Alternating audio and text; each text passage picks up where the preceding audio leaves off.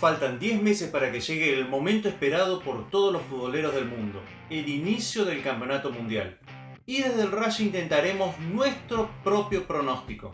¿Quedará en la historia o será uno más? ¿Campeón europeo o sudamericano? ¿Mundial corrupto o sorpresivo? Hola, yo soy Ale y esto es...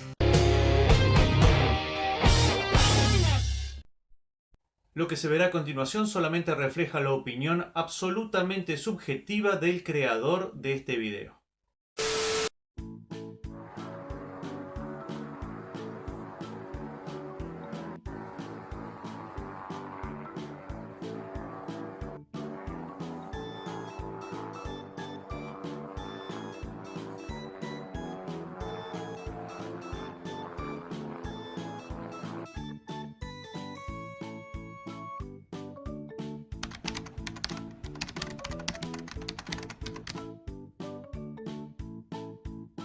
Año 2022, año de campeonato mundial. Se renuevan la incertidumbre, las esperanzas y las cábalas. Y desde acá vamos a hacer un pronóstico anticipándonos a lo que podría darse a fin de año. Pero lo vamos a hacer sin humo, sin patriotismo barato ni pasión sin sentido. Lo más serio posible, teniendo en cuenta indicios concretos. Las propuestas de las selecciones en partidos oficiales, su nivel, jugadores e información precisa. No bien, no, muy bien. ¿De dónde sacamos los datos futbolísticos? De lo mostrado en eliminatorias y las copas continentales. ¡Estupendo!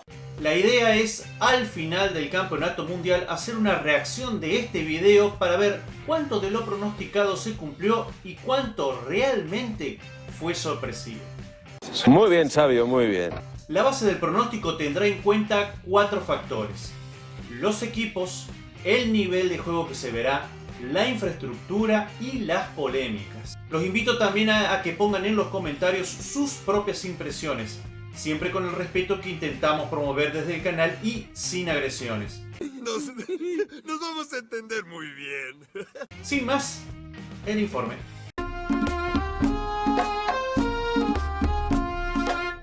Faltando aún por dilucidarse poco más de la mitad de los participantes, la mayoría de las selecciones grandes de primer y segundo orden ya tienen asegurado su boleto a Qatar.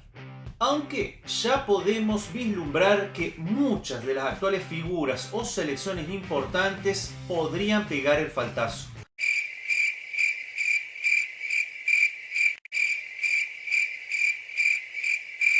Y eso por el capricho de los sorteos en las eliminatorias. Repasemos algunas de las ausencias que se darán. La más llamativa es, en UEFA, la eliminación entre italianos y portugueses. Es decir, o faltará el actual campeón de Europa o uno de los dos grandes jugadores de la última década. La decepción.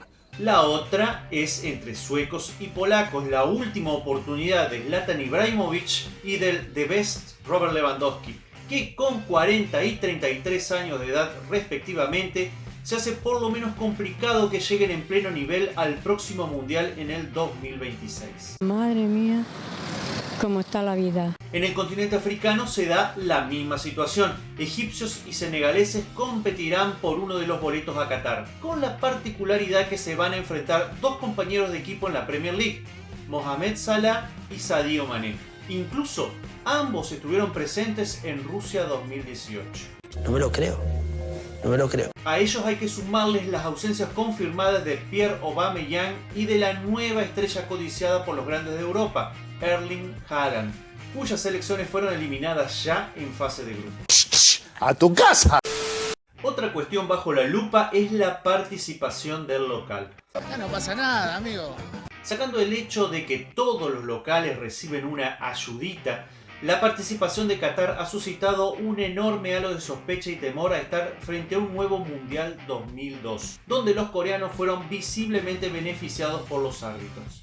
Vergüenza ajena, vergüenza ajena. ¿Dónde se fundamenta ese temor? En la forma por lo menos poco transparente en que fue designada como sede y en la cantidad de dinero que se está gastando, entre preparación del equipo e infraestructura. ¡No me diga! Hablando de lo extremadamente futbolístico, si bien como parte de su preparación ha salido de su continente para competir en Copa América y Copa Oro y ha dejado una buena impresión, también es cierto que los resultados no fueron muy alentadores. En Copa América, un empate y 2 derrotas. Y en Copa Oro, 3 victorias, las 3 contra equipos ya eliminados de CONCACAF, un empate y una derrota. No cuento los amistosos, ya que generalmente de un equipo o del otro no se los toma muy en serio, salvo para el rodaje de jugadores no habituales. ¡Cuidado! Es cierto que la localía a veces potencia a los jugadores, sobre todo si se empieza el torneo con una victoria, pero estamos hablando de una selección que es totalmente debutante en mundiales y que normalmente se le haría difícil llegar directamente a uno por el nivel de otros seleccionados asiáticos. Por lo tanto, pronóstico número 1, no me extrañaría que Qatar termine encuadrada en un grupo donde por lo menos y de antemano pueda acceder a octavos de final. Eso quiere decir un equipo muy fuerte, presumiblemente europeo, capaz de derrotar a los demás integrantes del grupo, y 2 selecciones de más o menos el mismo nivel de Qatar, posiblemente de CONCACAF y un africano, contra las que pueda dirimir la clasificación como segunda de grupo con chances concretas. ¿Y por qué pienso eso? Y es que, luego de tanta inversión, deduzco que a la FIFA ni al comité organizador no le haría mucha gracia que el local quede eliminado en primera ronda.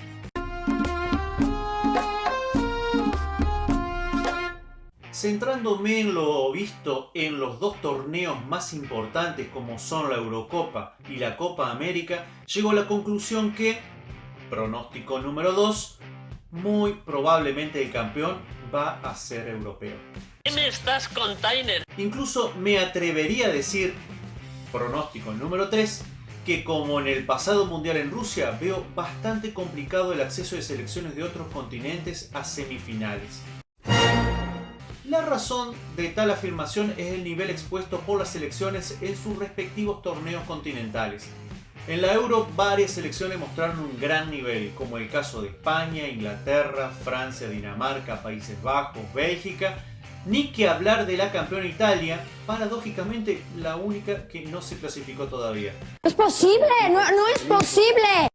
Muchos partidos emocionantes y muy parejos, buen trato del balón y figuras que, pese al cansancio, no decepcionaron. Lo contrario podemos decir de la Copa América, selecciones que no jugaron a nada y que presentaron un fútbol apático, a excepción de argentinos y brasileños que ya desde la primera fecha se veía que iban a llegar a la final casi sin obstáculos. Siempre igual, siempre igual. Y no porque presentaron un fútbol total, sino porque sabían más o menos a lo que jugaban y tenían un par de variantes más en su juego. A ver, el tener a Messi y Neymar en algún momento cuenta. Partidos aburridos, sin emoción, mucha lucha y pocos goles. Si bien muchas veces las participaciones en torneos continentales indica poco, sí nos da un indicio de lo que podemos llegar a ver en cuanto a propuesta. Sí. Y la verdad es que quedé más impresionado por lo propuesto por europeos que por americanos. Calma. Después, esto es fútbol. La habilidad y la chispa de latinoamericanos muchas veces suplen lo que falta de táctica. Por algo los equipos del viejo continente buscan tanto talento por estas latitudes. Pronóstico número 4. Tampoco espero muchas variantes desde lo táctico. Y la razón es el poco tiempo que los entrenadores nacionales van a poder disponer de sus figuras.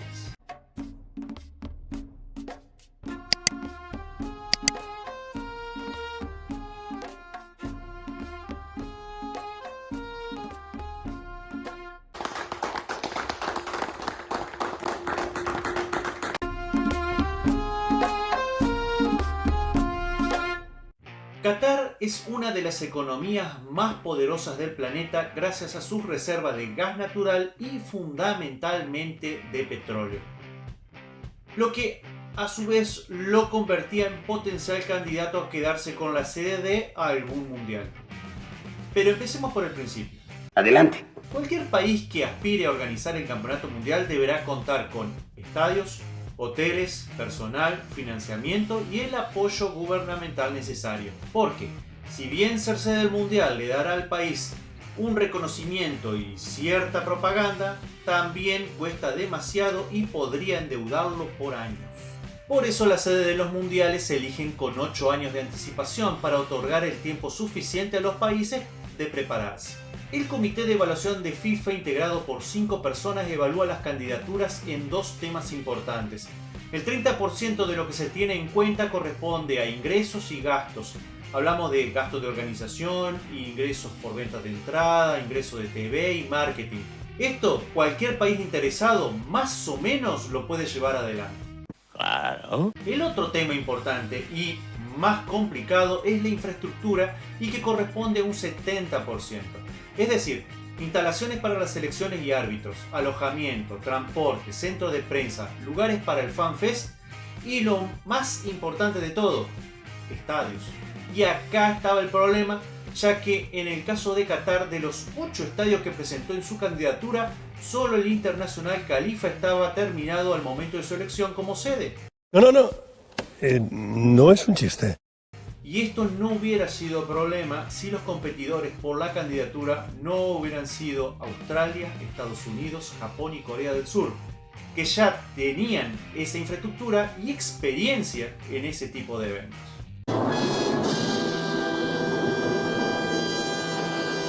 ¿Y cómo lo pretendían solucionar? Un país como Qatar. Fácil, sacó la billetera y a gastar como si no hubiera mañana. Su ministro de Finanzas ha declarado que su país va gastando desde 2017 la nada modesta suma de 200.000 millones de dólares, dólar más, dólar menos, en la construcción de 7 estadios de última generación que incluyen sistemas de aire acondicionado para que todos, jugadores y espectadores, disfruten del espectáculo con una temperatura agradable.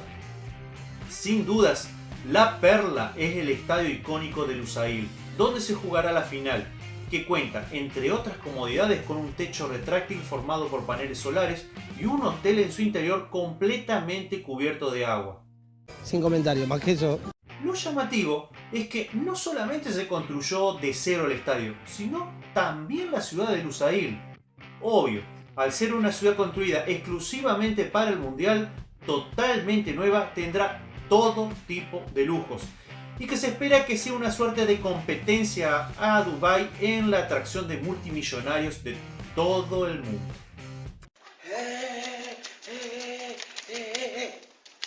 Desde la organización se esperan entre 1 millón y 1,5 millones de aficionados, por lo que habrá distintas posibilidades de alojamiento para todos ellos. Además, debido a la pequeña superficie del país y a la gran red de conexiones de transporte, los hinchas que quieran podrán ver más de un partido por día, ya que todos se encuentran en un radio de 40 kilómetros de la bahía de Doha, por lo que ir de un estadio a otro no demandará más de media hora, y así los hinchas no necesitarán moverse de un alojamiento a otro.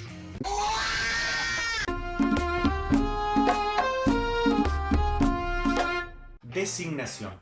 Debido a la designación tan sorpresiva como poco transparente de Qatar como sede del Mundial 2022, la FIFA quedó envuelta en múltiples acusaciones de corrupción. ¿Por qué sorpresiva? Situémonos antes del 2 de diciembre de 2010, cuando se realizó la elección.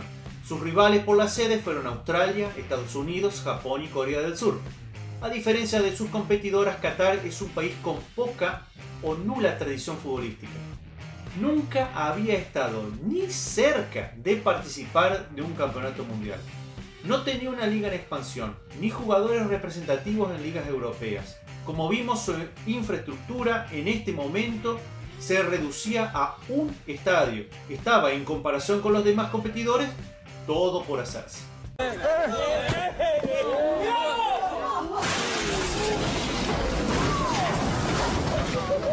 Entonces, ¿cómo es que terminó siendo elegida? Acá es donde entra la parte oscura de la historia. De acuerdo a cientos de documentos obtenidos por el diario británico The Sunday Times, el expresidente de la Confederación Asiática y candidato a presidente de la FIFA en el 2011, el catarí Mohammed bin Hammam, pagó al menos 5 millones de dólares a directivos de fútbol a cambio de su apoyo a la candidatura de Qatar. ¿Tú crees que esto es normal? Obviamente los implicados negaron todo. Pero los documentos también revelaron cómo el catarí hizo pagos directamente a directivos de fútbol en África para supuestamente comprar su apoyo durante la votación de las sedes mundialistas. Al contado. El gobierno de Qatar negó cualquier acto de corrupción e insistió que Bin Hammam siempre obró de forma independiente. En junio del 2012 la FIFA le prohibió realizar actividades relacionadas con el fútbol. Sin embargo, la decisión fue revertida por una corte de arbitraje señalando que no había suficiente evidencia directa que lo relacionara con la entrega de dinero. Por las dudas, en diciembre del 2012 Bin Hammam renunció a todas sus posiciones en el fútbol.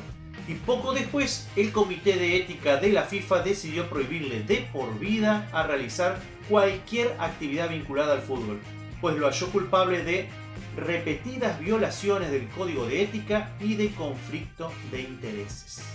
Caso cerrado. Pero eso no es lo único. La justicia francesa estudia un contrato cerrado antes de la atribución del torneo que acordó los derechos televisivos de los mundiales 2018 y 2022 a la cadena catarí Al Jazeera por 300 millones de dólares, con un premio de 100 millones para la FIFA en caso de que Qatar recibiera el mundial, como resultó. ¡Pero aguarda! Por si fuera poco, la revista France Football publicó una investigación de 20 páginas que aporta nuevos datos, pruebas y testimonios sobre supuestas operaciones no muy claras, acusando a la FIFA, al príncipe heredero de Qatar, al expresidente francés Nicolas Sarkozy y al expresidente de la UEFA, Michel Platini, de haber participado en una trama poco transparente que favoreció los intereses de todos los implicados. ¡Robar cartera! ¡Porque no hay pasta para comer!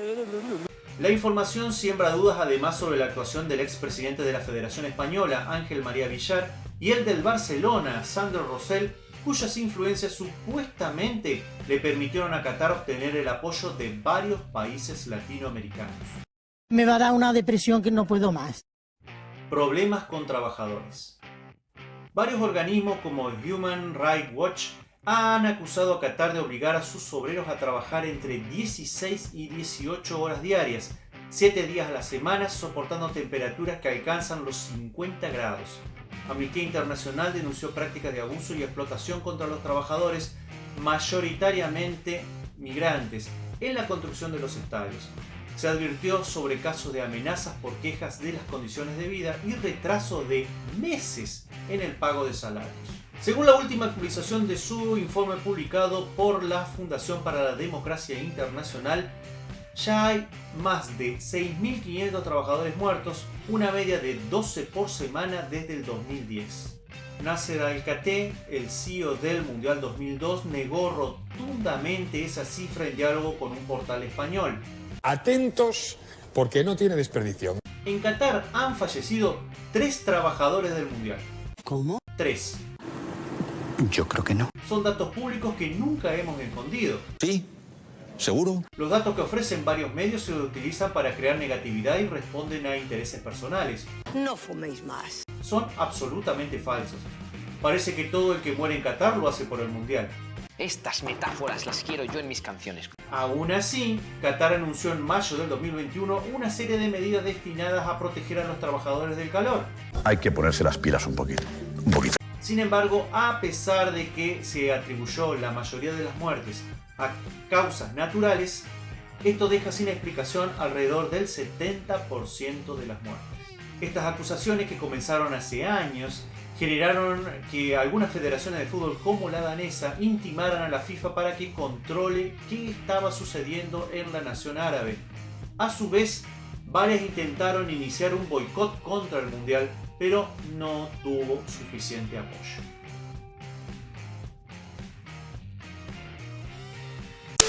Y vamos ya mismo, sin demora, al resumen. Polémico por donde se lo mire. En noviembre se jugará el primer mundial mayor en Medio Oriente. Si tuviera que compararlo con algún mundial ya jugado, creo que será como el de Argentina, Un mundial que en realidad es una especie de folleto publicitario que muestra las bondades y posibilidades del país. Aunque en este caso la diferencia es que es para mostrar al mundo el poderío económico y el alto nivel de vida. En cuanto a lo futbolístico, no creo que sea muy diferente al de Rusia, por lo que no veo grandes cambios ni innovaciones tácticas.